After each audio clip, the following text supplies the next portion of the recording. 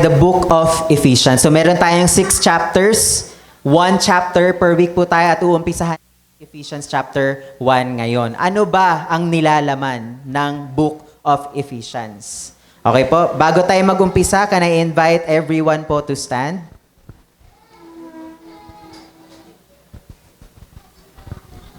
At basahin po natin yung verse natin.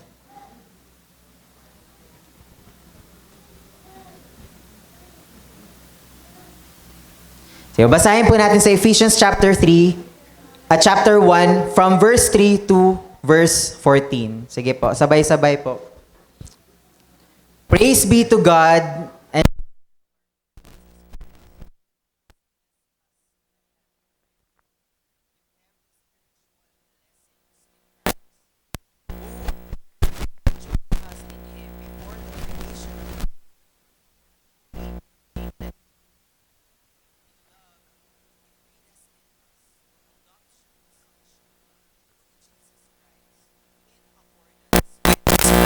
and will.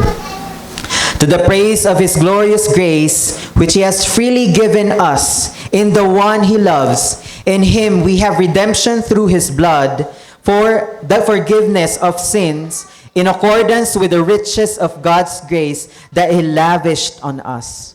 With all wisdom and understanding, He made known to us the mystery of His will according to His good pleasure, which He purposed in Christ, to be put into effect when the times reach their fulfillment, to bring unity to all things in heaven and on earth under Christ. In Him we were also chosen, having been predestined according to the plan of Him who works out everything in conformity with the purpose of His will, in order that we, who were the first to put our hope in Christ, might be for the praise of His glory. And you also were included in Christ when you heard the message of truth, the gospel of your salvation. When you believed, you were marked in Him with the seal, the promised Holy Spirit, who is a deposit guaranteeing our inheritance until the redemption of those who are God's possession, to the praise of His glory. Praise God. Sige po, tayo manalangin. Panginoon, maraming salamat sa araw na to, O Diyos, na ginising mo kami, Panginoon, para makapakinig ng iyong salita, O Diyos. Ama, samahan mo kami ngayong umaga na to, Panginoon. Bigyan mo kami ng kalakasan, bigyan mo kami ng wisdom, Panginoon, para mas ma-appreciate namin, mas i-value namin ang lahat ng mga sinabi mo sa iyong salita, Panginoon. At kung ano man, Panginoon, yung mga bagay, Lord, na pwedeng maging hadlang sa pakikinig namin ngayong umaga at pag-aaral namin ngayong umaga, Panginoon, mga problema, mga kaguluhan sa isip, Panginoon, mga galit, Panginoon. Lord, kunin mo lahat ng ito, Panginoon. Lahat ng ito, pinapasa inyo na namin, Panginoon, Lord. At hayaan mo, Panginoon, ang isip namin at ang puso namin, Panginoon, ay mag-focus lang sa iyo at sa iyong salita, O Diyos. Ama, mangusap ka ngayong umaga na to sa bawat isa sa amin, Panginoon. Maraming salamat po sa pangalan ni Jesus.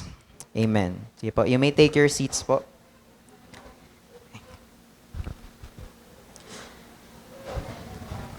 And so, Book of Ephesians. Bago po ako mag-start, I just want to share a very short story po na nabasa ko. Article siya na sinulat ni Tom Moore, isa rin siyang sharer, isa rin siyang minister ng Lord.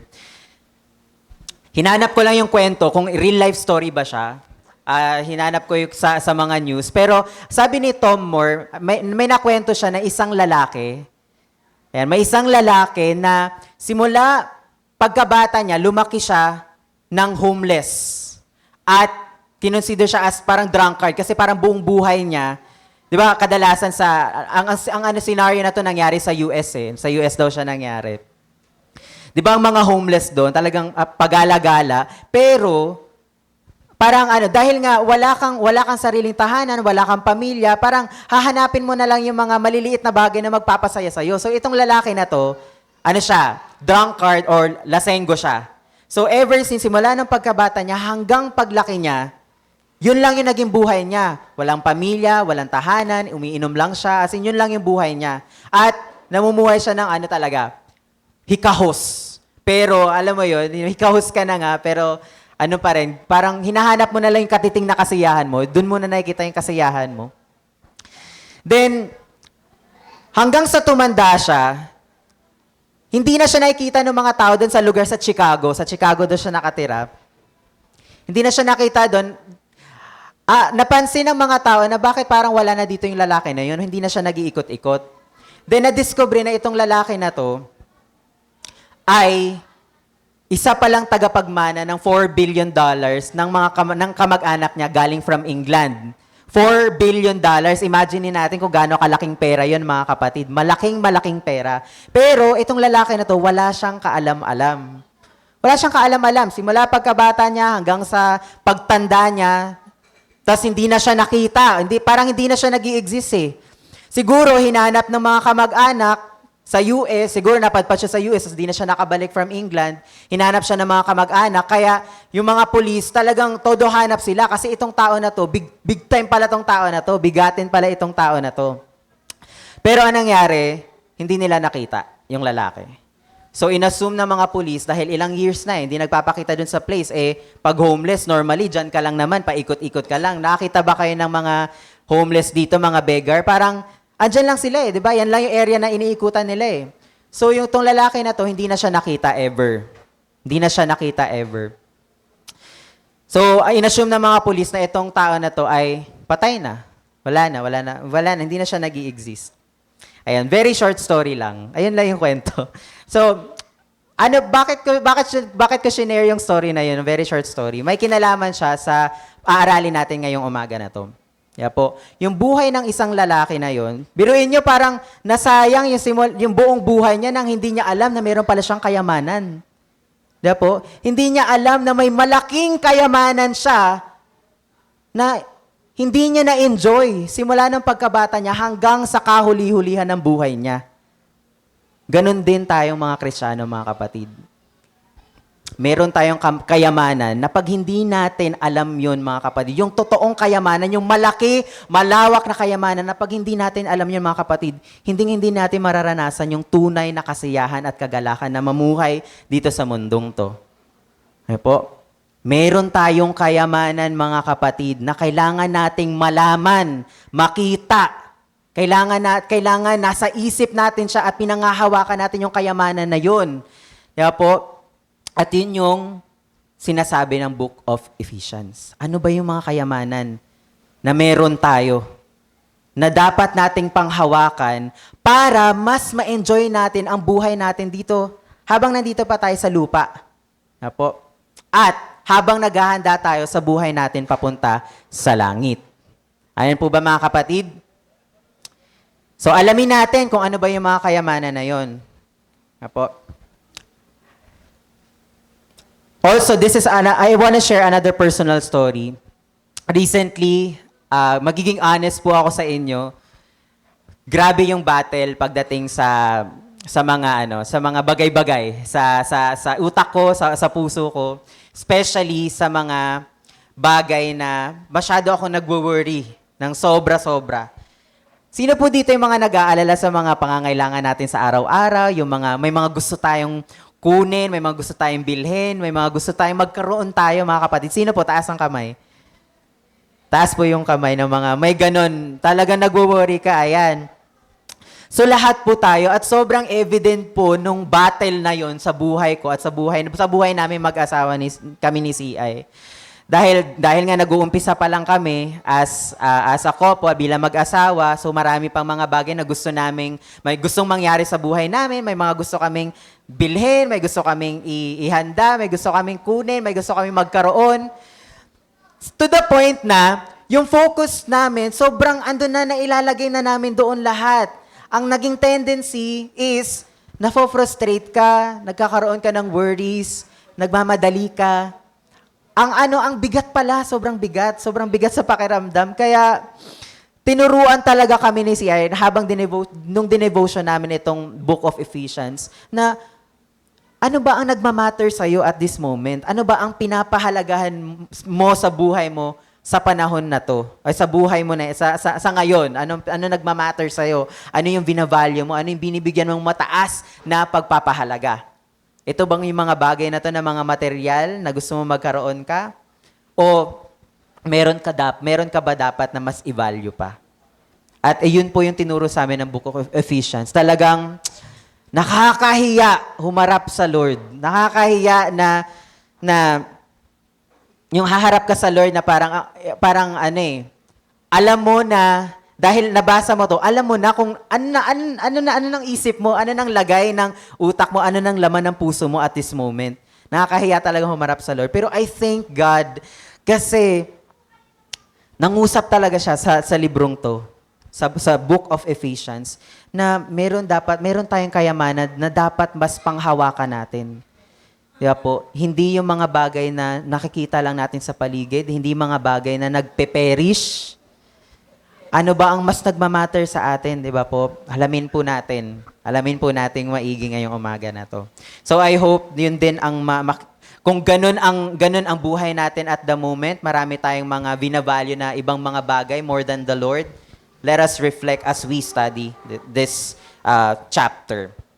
Yan. Just a brief background po, introhan ko na lang din po yung buong series natin, mabilis lang. Sinulat to ni Paul habang nasa kulungan siya sa mga taga-Epeso.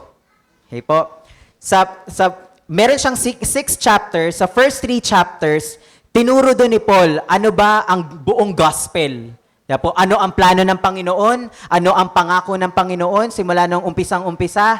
Kaya po, hanggang sa itong ginugol natin, ano ba yung kadadatnan natin? Ano ba yung patutunguhan natin habang tayo nabubuhay bilang mga Kristiyano sa mundong to? Itinuro din doon ni Paul yung kapag kakaroon natin ng kapayapaan at pagre-redeem sa atin ni Jesus Christ, ganun yung heart ng Lord sa atin na kinailangan may ibigay siya, kailangan may isakripisyo, kailangan may kabayaran sa kasalanan natin. So, in-explain ni Paul dun sa first 3 chapters yon lahat.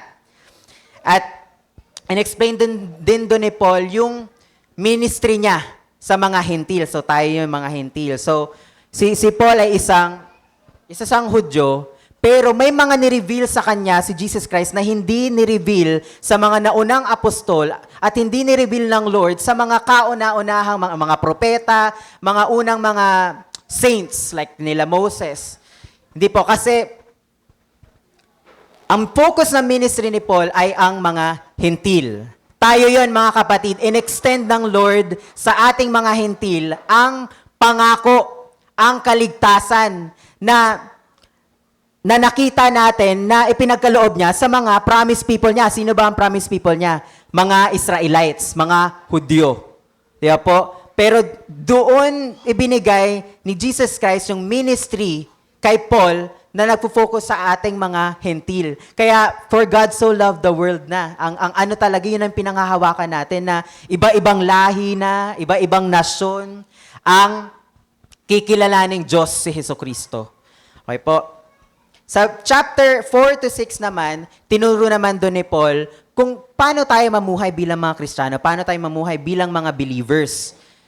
Bilang individual, bilang parte ng pamilya, bilang parte ng body of Christ, ano-ano yung mga nabago sa atin, ano-ano yung mga iniwan na natin at ano-ano yung nagkaroon na tayo, paano natin i-build up ang church, paano tayo sa tahanan natin, paano ba tayo sasamba sa Panginoon, ano yung mga fruit ng Spirit sa atin. So, inisa-isa ni Paul yun. So, yun po yung quick overview ng Book of Ephesians. Okay po? Ngayon, punta na po tayo sa Ephesians chapter 1.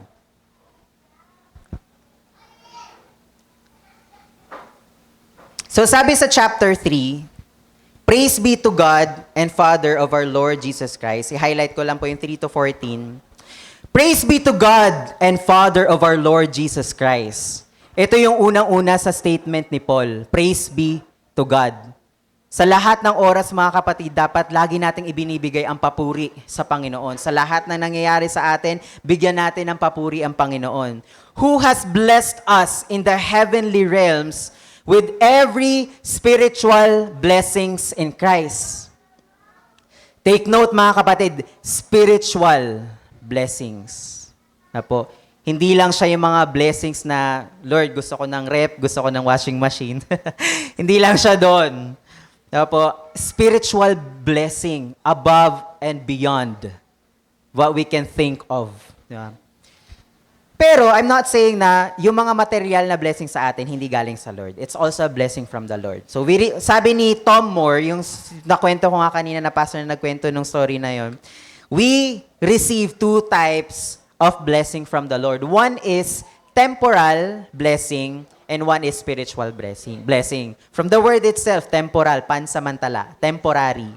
So, yes, pahalagahan din natin yung mga bagay na ipinagkaloob sa atin at the same time, ipinagkatiwala. Yun nga yung term natin, ipinagkatiwala lang sa atin ng Panginoon yan. So, paano natin siya i-manage ng tama? And another one, spiritual blessing. So, these blessings are, ang tinutukoy dito ni Paul ay spiritual. Okay po? Spiritual blessings. Di ba po? Makalangit na mga blessings which are more valuable than material ones. Ibig sabihin ng more valuable, mas dapat bigyan natin ng mataas na pagpapahalaga. Amen po ba mga kapatid? These blessings are, the term is greater. These blessings are far greater than the blessings na nakikita natin sa loob ng bahay. Greater. Actually, yung term na greater, maliit pa siya eh. Kasi yung greater, ano lang yan eh, salita ng tao eh. Pero ang blessing na ipinagkaloob sa atin ng Lord, greater than greater, tas greater pa doon, tas greater pa. So ganun siya, para infinite ang greatness ng blessing ng Lord sa atin. Better, so best, mas mataas pa siya sa best, di ba? More secure, ibig sabihin ng more secure, protektado tayo, secure tayo, may assurance, mas stable, parang hindi chance eh, kasi yung chance pwede pang hindi eh. Parang, sa atin, may mga, halimbawa, trabaho. Pwede natin sabihin, secure na ako sa trabaho ko. Hindi pa rin. Di ba? Pandemic ka, akala mo, sobrang stable mo na, pero hindi ka pa rin pala secure sa trabaho mo. Lahat ng bagay na maiisip natin dito sa lupa, hindi secure. Hindi tayo secure dyan. Tanging secure lang tayo sa Panginoon. Amen po? Kaya, sabi niya, who has blessed us in the heavenly realms with every spiritual blessings in Christ. Hindi natin marireceive yung spiritual blessings na yung mga kapatid kung hindi natin kilala si Jesus Christ. So, unang-una nating hanapin, kilalanin si Jesus Christ at unang-una nating ipanalangin na hipuin ng Lord ang puso natin para mas makilala natin si Jesus Christ at maintindihan natin kung ano ba ang ginawa niya sa krus para sa atin. Amen po? Sabi sa chapter 4, for He chose us in Him before the creation of the world. Take note, He chose us in Him before the creation of the world. Kaya po, He chose us. Ang Diyos ang pumili sa atin, mga kapatid. Hindi tayo ang pumili sa Kanya. Kasi ang tendency natin, kung tayo ang pumili sa Lord, tayo ang naghanap sa Lord, pwede tayong magyabang. Lord, wag mo akong biguin, pinili kita. Diba? Bakit wag mo akong bigyan? Diba? Imbis na ito pinili ko, Lord, ikaw pinili ko. Pwede tayong magyabang eh. Pwede tayong maging prideful eh. Di ba? Pwede tayong maging proud pala. Pwede tayong maging proud, I mean. Di ba? Ganun tayo. Pwedeng ganun ang magiging tendency talaga natin kung tayo ang pumili sa Lord. Pero hindi. Ang Lord ang pumili sa atin. At hindi natin mapipili ang Lord kasi ang sabi dito, for He chose us in Him before the creation of the world. Ibig sabihin, pinili na tayo, hindi pa man nakikreate ang mundo. Pinili na tayo ng Panginoon, hindi pa man tayo nag-i-exist. Hindi pa man tayo pinapanganak, hindi pa man pinapanganak yung nanay natin, hindi pa man pinapanganak yung lola natin, hindi pa man pinapanganak yung mga lolo ng lolo natin. Kaya po, pinili na tayo ng Panginoon, mga kapatid. Yun yung kailangan nating i-embrace. Kaya mas lalawak yung appreciation natin, yung pag-value natin sa ginawa ni Jesus Christ para sa atin. Dahil ang Diyos ang pumili sa atin, mga kapatid, hindi tayo pwedeng magyabang sa harap ng Panginoon. God chose us before the foundation of the world. Ay, mali yung nandyan. God chose us. God chose us before the foundation of the world. He chose us before we have done something for Him. Diba po? Bago pa man tayo pumasok sa ministry, pinili na tayo ng Panginoon. Hindi tayo pumasok sa ministry para piliin tayo ng Diyos. Pinili na tayo ng Panginoon bago pa man tayo pumasok sa ministry at bago pa man tayo may nagawa sa Panginoon. Kasi kung iisipin natin na ito may ginawa ako para sa Lord, alam ko pipiliin ako ng Lord. Alam ko itataas ako ng Lord. Magyayabang na naman tayo mga kapatid kasi may ginawa tayo para sa Kanya. Diba po? Pero kung understanding natin, ang Lord may ginawa siya para sa atin. Ano yon? Simple lang. Niligtas lang naman niya tayo sa walang hanggang kamatayan. Di ba po? Niligtas niya lang tayo sa walang, di ba? Parang, ang bigat. Ganon kabigat ang ginawa ng Lord para sa atin. Di ba po? He chose us before we have done something for Him. And even before we have been anything for Him. Hindi pa man tayo nag-i-exist. Wala pa tayo nagagawa. Hindi pa tayo dugo. Pinili na tayo ng Panginoon. Kilala na niya ang mga anak niya, umpisa pa lang. Okay po? Ganon kalaki, ganon ka-omnipotent ang Panginoon, omniscient ang Panginoon sa atin, at hindi siya bound ng time at space. Okay po? Omnipresent ang Panginoon.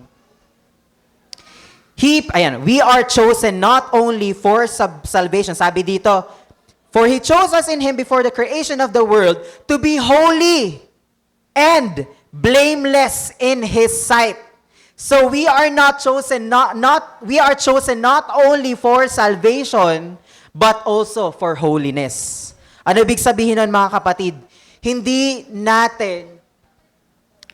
dapat tayo nakatuon lang, naligtas na ako kasi ang magiging tendency nun, kung hindi tayo nagpo-pursue ng holiness mga kapatid, maaaring hindi pala tayo ligtas. Kasi kasama yan. Kung tayo ay alam natin na niligtas tayo ng Panginoon, we will always choose and always pursue holiness. Lagi tayong magpapalinis sa Panginoon, lagi tayong magpapaayos, lagi tayong magpapatama sa Panginoon. Hindi sapat na sabihin mo lang na ligtas ako, okay na yon. Pwede na akong di mag-church kasi pinag-pray naman ako ni Pastora Lucy. Sabi niya, ligtas naman na ako eh. Pero again, that's a prayer. A prayer that requires response from the Lord. Kaya po, response from the Lord. Yun lang ang magagawa natin, lahat tayo. Yung ginagawa ni PL sa atin, to pray for us. Pero hindi natin hawak ang kaligtasan ng bawat isa, tanging ang Panginoon lang, mga kapatid. Yun dapat ang maunawaan natin.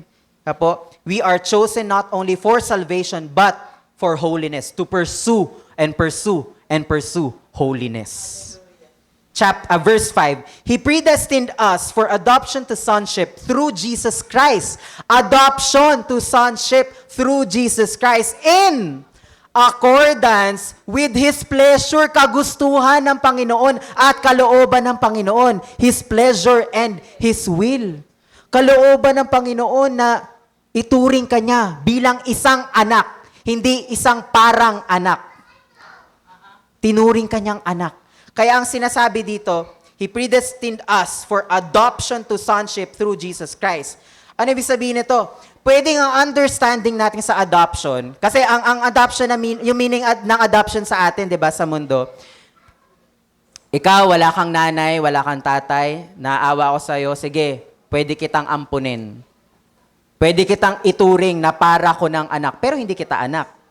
Nai-gets niyo po? Naiintindihan niyo po? Yun ang understanding natin ng adoption eh. Pwede kitang ampunin, papakainin kita, papag-aralin kita, pero sa loob at nakatatak na sa puso't isip ko, hindi kita anak. Pero pwede kitang ituring na para ko na ring anak. Yun lang yung kaya natin, mga kapatid. Pero ano ang adoption na tinutukoy dito? Tayo ay anak ng Diyos dahil suot-suot natin ang pangalan ni Jesucristo, si Jesus Christ. Kaya po, hindi siya yung sige, pwede na kitang ituring na anak. Hindi eh. Anak kita. Dahil suot natin ang pangalan ni Jesus Christ sa buhay natin. Kaya nga yung identity natin, iiwan na natin yung dati nating identity. We have to embrace our identity in Christ. Kaya po, hindi tayo makikilala ng Diyos bilang anak niya kung hindi niya nakikita si Jesus Christ sa atin. Okay po? Malinaw po ba? Ayan. God's plan for us does not only include salvation. Ito, hindi lang siya for salvation, hindi lang siya for holiness or personal transformation, but ito yung masarap, a warm, confident relationship with the Father. Kasi pwedeng save tayo, yes, pwede tayo mag-pursue ng holiness, pero hindi natin ma-appreciate ang Lord. Pero ang totoong gospel, ma-appreciate at mas mamahalin, mas mararamdaman natin ang pag-ibig ng Lord sa atin. Kaya parang talagang luluhod ka, sasamba ka talaga sa Kanya kasi wala kang maisusumbat.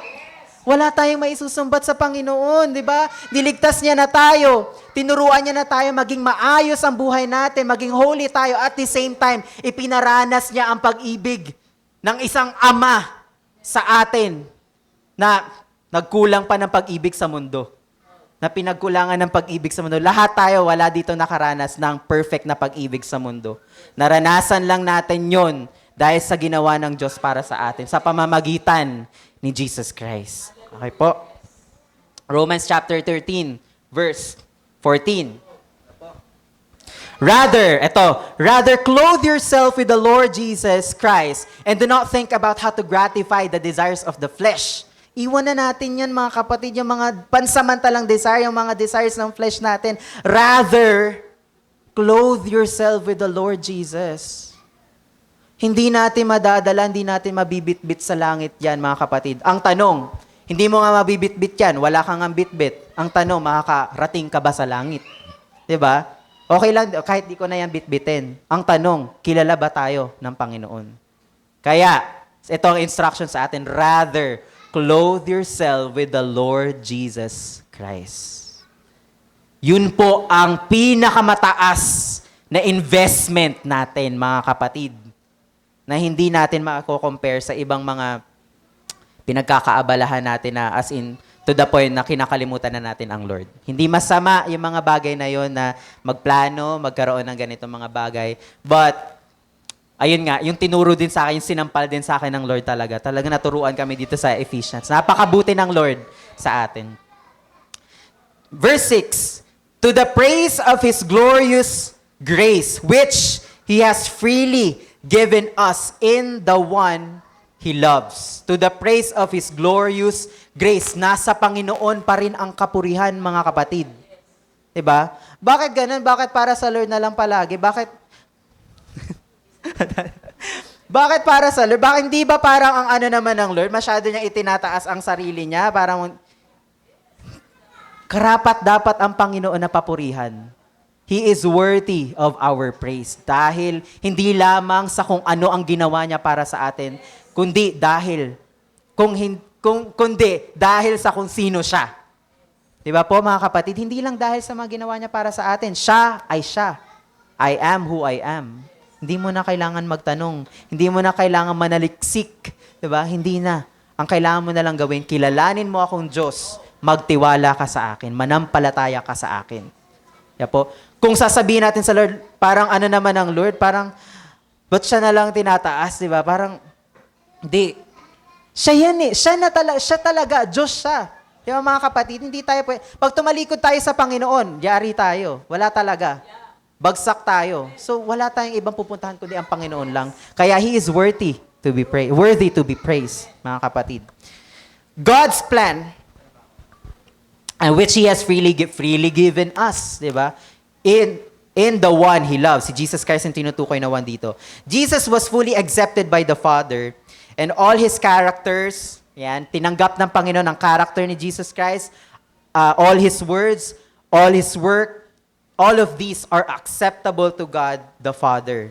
And now, since we have Christ in us, we are accepted by the name and through the name of Jesus Christ, the Beloved. Po. Kaya tayo tinanggap ng Panginoon dahil kay Jesucristo.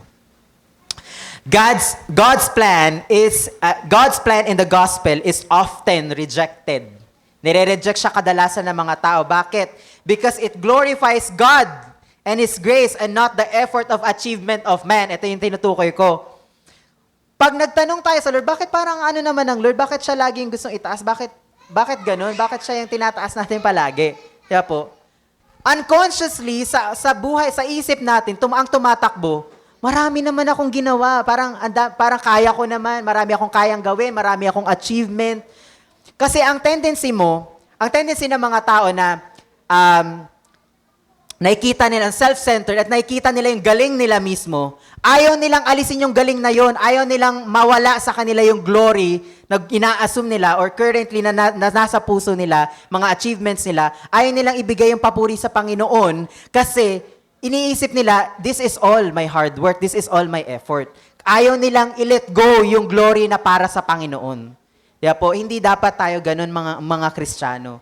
Lahat ng achievements natin, lahat ng success sa atin, lahat na nangyayari sa buhay natin ng mga ganda, kaya po, lahat ng mga learnings, lahat yan sa Diyos ang kapurihan. Amen po mga kapatid. In Him, we have redemption through His blood. Verse 7, the forgiveness of sins in accordance with the riches of God's grace. Sabi ni Charles Spurgeon, isa rin siya sa mga binabasa namin na minister ng Lord. Observe, it is not redemption through His power. Ito, focus po tayo dito. In Him, we have redemption through His blood. Hindi sinabing redemption through His power, it is redemption through His blood. Hindi bumaba dito si Jesus Christ para i-snap niya ang fingers niya at ligtas tayong lahat. Kaya po, kinailangan niyang mamatay. Kinailangan mag-shed ng blood. At yung blood ni Jesus Christ lang ang makakapagligtas sa atin. Kaya siya nagkatawang tao para maranasan niya yung kaparusahan na para sa sanlibutan. Inako ni Jesus Christ yun para sa atin. Kinailangan niyang mamatay at yun ang plano ng Panginoon. Kasi isipin niyo kung gusto tayong iligtas ng Lord, pwede niya lang ganunin eh. Pwede niya lang ganunin. Pero kung ginawa ng God the Father yun, parang hindi na siya just. Parang ang dating, ito, sobrang mga kasi kailangan silang parusahan. Ay, wag na lang pala. Okay na pala. Hindi, sige, okay lang. Ganun. Parang ganun eh. Pero kinailangan may sakripisyo. At yun si Jesus Christ. Kinailangan niyang mag-shed ng blood para sa atin. Di ba po? Ayan. It is not redemption through His love then. It is through His blood. Again, it is not a small redemption, hindi siya maliit na redemption, mga kapatid, or forgiveness won by Jesus Christ on the cross. It is immense, vast, malawak, malaki, na hindi natin, even yung universe, hindi masusukat kung gaano kalaki ang redemption na ginawa ng Panginoon para sa atin. Isipin niyo kung gaano kalaki ang mundo. Malaki ba ang mundo, itong earth? Malaki. Pero ganun lang siya kung ikukumpara mo sa sun. Yung sun, ganun lang siya pag inano mo. Pag parang, nilawakan mo yung perspective mo sa Milky Way Galaxy. Yung Milky Way Galaxy, pag malayo ang tingin mo, parang maliit na butlig na lang din yan. Ganun, paliit ng paliit. Kumbaga, hindi natin talaga masusukat. At yung gumawa ng universe, ang God the Father. Mga kapatid, so hindi natin talaga siya kayang sukati. Mababaliw talaga tayo. Ang mangyayari sa atin yung nangyari kay Job, sumuko na lang siya, Lord, karapat-dapat kang papurihan, karapat-dapat kang sambahin, ikaw ay ikaw. Nagtanong kasi siya parang okay naman ako Diba? So, hindi dapat tayo ganun sa Lord.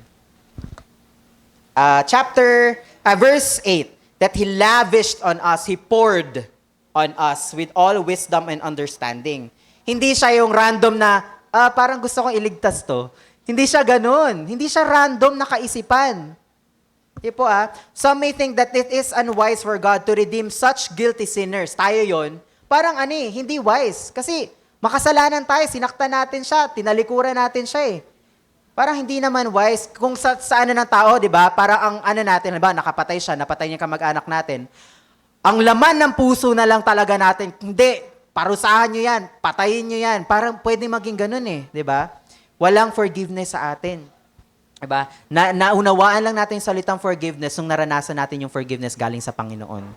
Ayan po. Some may think that it is unwise for God to redeem such guilty sinners, but the redemption and forgiveness came with all wisdom, na doble, with all wisdom and prudence sa atin, mga kapatid. Pinag-isipang mabuti. Pag sinabing prudence, everything makes sense. May kadahilanan, pinagplanuhan, mga kapatid. Pinag-isipang mabuti. Hindi siya yung bara-barang desisyon. Hindi ganun ang Lord sa atin. Sabi nga ni PL kanina, our God is a God of order. Kaya po, hindi siya basta-basta nag-iisip ng kung ano-ano lang, kagaya nating mga tao. Kung ano-ano lang minsan naiisip natin. Di ba mga kapatid?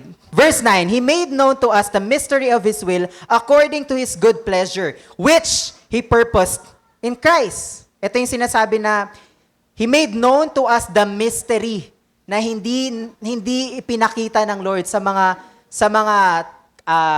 lingkod niya nung unang panahon na hindi pa nag-i-exist si Jesus Christ. So, nireveal ito ni Jesus Christ kay Apostle Paul for God's great plan. Ano ba yung great plan at purpose ng Lord? Na matagal na itinago na ang kaligtasan at ang mga anak niya ay hindi lang nakapaloob sa Israel. Hindi lang para sa mga Israelita. Kundi, i-unite ng Lord ang mga Israelita, mga Hudyo, at tayong mga Hintil. Pag sinabing Gentile, pag sinabing Hintil, non-Jews. Hindi Hudyo. Ganun lang kasimple mga kapatid. So tayo, inadopt din tayo ng Panginoon. Na hindi alam. Kasi dati para nakita natin, ano kaya nangyayari sa ibang mga tao dun sa nung unang panahon, ng panahon ni Moses? Kasi mga Israelita, di ba? May ibang lugar na rin nun. May Asia na, may Australia na, may ganon. Di sa Israel na nakafocus yung kwento. Hindi ni-reveal yun. Ni-reveal lang yun sa mga Israelita dati. Na, praise God, na napakabuti ng Lord, ni-reveal din sa atin, sa panahon natin ngayon. Kaya we are so blessed. Ayan. Jesus revealed through Apostle Paul God's great plan and purpose for us, which was hidden for so long. Verse 10, to be put into effect when the times reach their fulfillment. Ito mga kapatid, ay pinakita ng Panginoon ang pagpili niya sa atin bago pa man nag-umpisa, bago pa man kinreate ang world. At dito, ipinakita din kung ano ba ang plano, ano ba yung mangyayari sa atin pag dumating yung time of fulfillment. Yung pagbabalik ni Jesus Christ kung saan dadagitin niya na lahat ng mga nananampalataya sa Kanya at kinilala siyang Diyos at tagapagligtas. Ang greatest greatest plan and purpose ng Lord is to unite everything in heaven and on earth. Hindi lang ang mga Hudyo at mga Hintil na kumilala sa Panginoong Jesus bilang Diyos, kundi lahat ng para kay Kristo, kasama ang mga anghel na sinasamba si Jesus Christ, lahat ng creation from heaven and earth, lahat ng para kay Kristo, sabi doon, earth, para heaven and on earth under Christ. Lahat ng kinikilala siyang Diyos at Hari. To unite everything in heaven. Yan yung greatest plan and purpose ng Lord. At sabi nga ni CI kanina sa kanya bago mag-umpisa ng worship, lahat ng mga nangyayari sa atin ng mga sakit, mga problema din sa mundo, mga kalungkutan, mga kapatid, wag natin masyado ng parang i-embrace na parang kawawang-kawawa talaga tayo. Hindi, mga kapatid, pansamantala lang tayo mamumuhay talaga dito. At ang buhay natin nandoon sa langit, kasama ang Panginoon. Ito ang destiny natin. We will be united with our fellow believers and all creations na kinikilala ang Panginoong Jesus bilang Hari at tagapagligtas. Verse 11, in Him we were also chosen, having been predestined. Ilang beses nabanggit yung predestined, mga kapatid. Ano ba ibig sabihin ng predestined? Pre, from the word itself, parang bago, at yung destined, ito na yung mangyayari. Kaya po, kumbaga, alam na ng Panginoon yung mangyayari sa atin. Alam niya na yung gagawin mong kasalanan. Alam niya na matigas ang ulo mo, kilala ka na niya bago ka pa man nalikha, bago ka pa man nag-i-exist. So, yun yung lagi nating isipin. Pinili tayo ng Panginoon. Ayan, no? In Him, we were also chosen. Laging inuulit, chosen. Having been predestined according to the plan of Him who works out everything in conformity. Ibig sabihin, hindi siya random nga. Nabanggit ko kanina, it was completely arranged with full wisdom, conformity, with the purpose of His will, kalooban niya.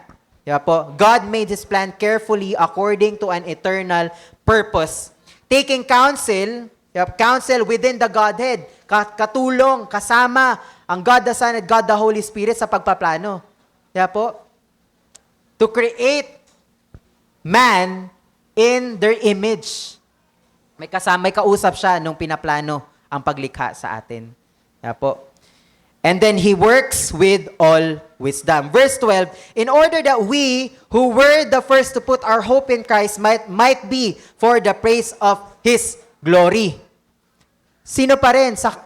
Siya ang may gawa, siya ang nag-umpisa, at sa pamamagitan din ni Jesus Christ, 'di ba? Nangyayari yung paglago natin at para din sa kanyang kapurihan. From Him and through Him and for Him. Kaya po, the goal of His great plan is to glorify Him. Kaya nga sabi nung pinag-aralan natin last time, tinuturuan tayo ng Panginoon.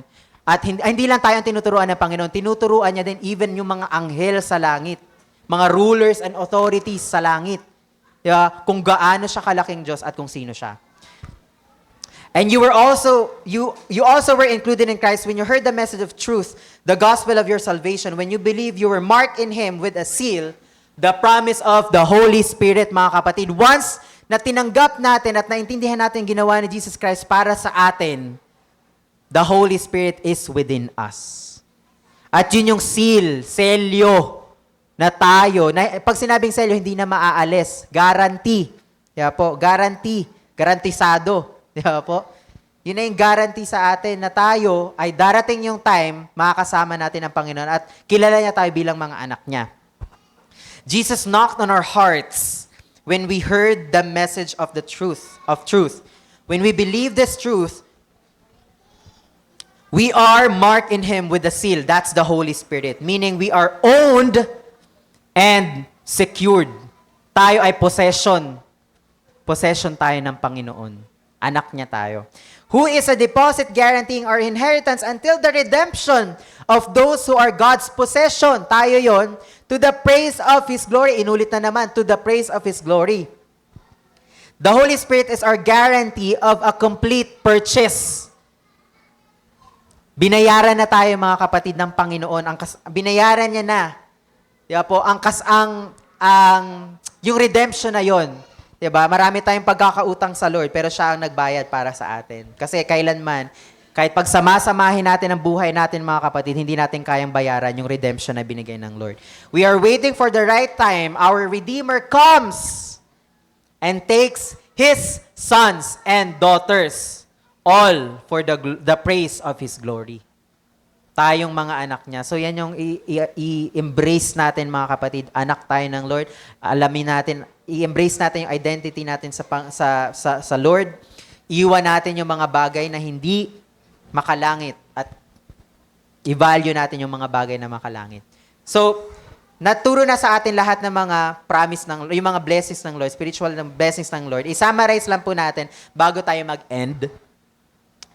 God's spiritual blessings through Christ. Ito po, sa verse 4, sabi doon, we are chosen people. Sabihin mo nga sa katabi mo, kapatid, we are chosen. You are chosen. You are chosen. That's one promise. Pinili tayo ng Panginoon. At magiging grateful tayo. Maging mapagpasalamat tayo sa Panginoon. Pangalawa, we are adopted children. Adoption sa paningin na iba sa paningin ng Panginoon kumpara sa adoption na alam natin. Yan po. Sinabi yun sa verse 5 and 6. Panghawakan po natin itong mga blessings na ito.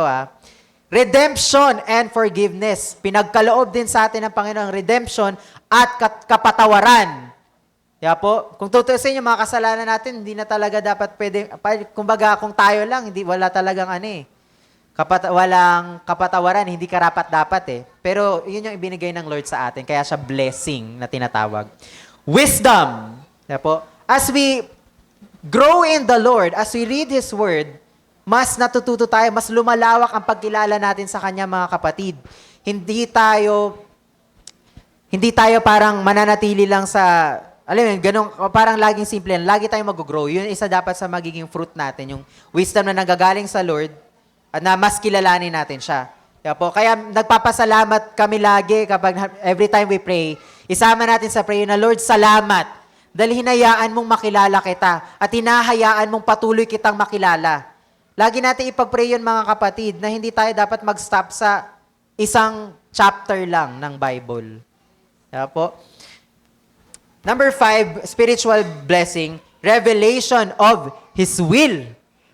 kalooban ng Panginoon para sa atin at ano ba yung mga bagay na itinuturo sa Bible na kalugod-lugod sa harapan ng Panginoon, itinuturo niya sa atin yun kasi gusto ng Lord maging holy tayo sa paningin niya.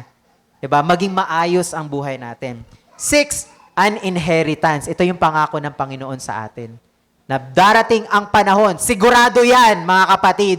Kung hindi pa man ganun ka malinaw sa atin na mangyayari talaga to, ipag-pray natin sa Panginoon na, Lord, buksan mo ang isip ko, bigyan mo ako ng kalinawan, bigyan mo ng kalinawan ang mata ng puso ko.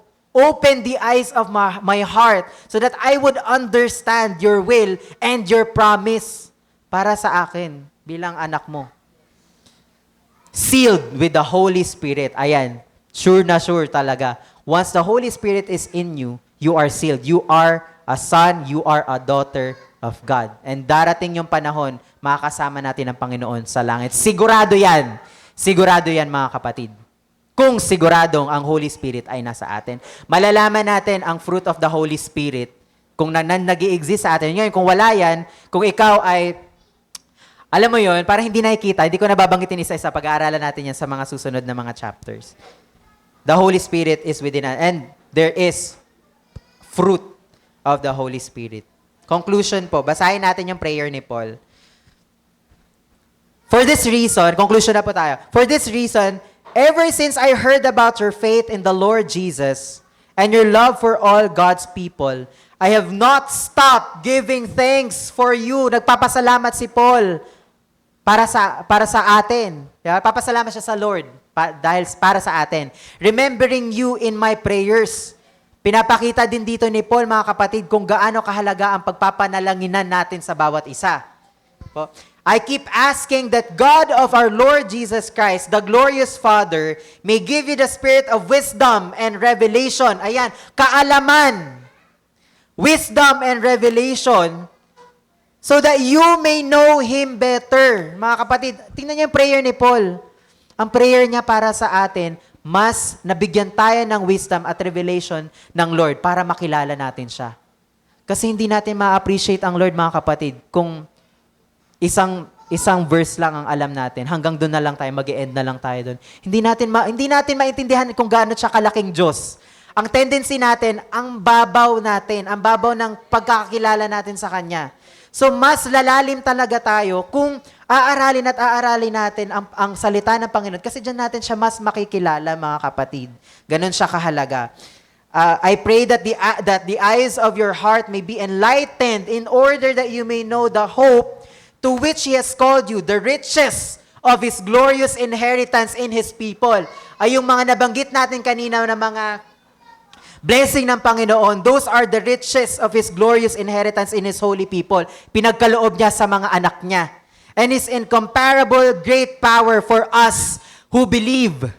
The power is the same as the mighty strength He exerted when He raised Christ from the dead. Ganun kasigurado na mangyayari sa atin, na makakasama natin ang Panginoon, kagaya ng kasiguraduhan na nangyari na si Jesus Christ ay namatay at nabuhay na mag-uli.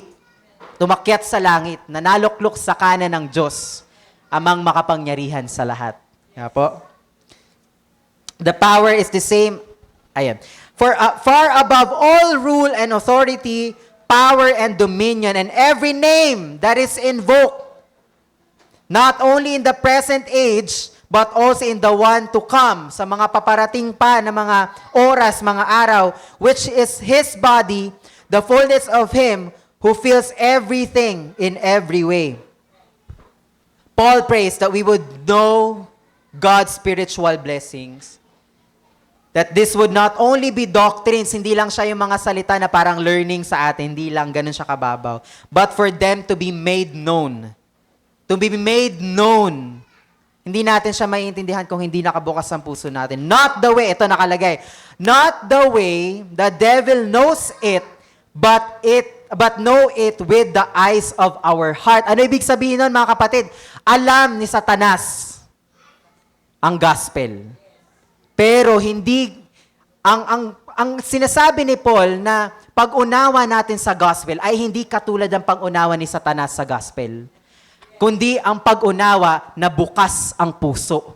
Ano ibig sabihin nun? Kapag may puso, mga kapatid, sabi ni John Piper, our heart is the organ or dimension of our inner being that not only can know something as true, but know it as precious, valuable, sweet, and desirable. Hindi tayo mag-e-end sa alam kong siya ay Diyos, alam kong si Jesus Christ at nakapagligtas.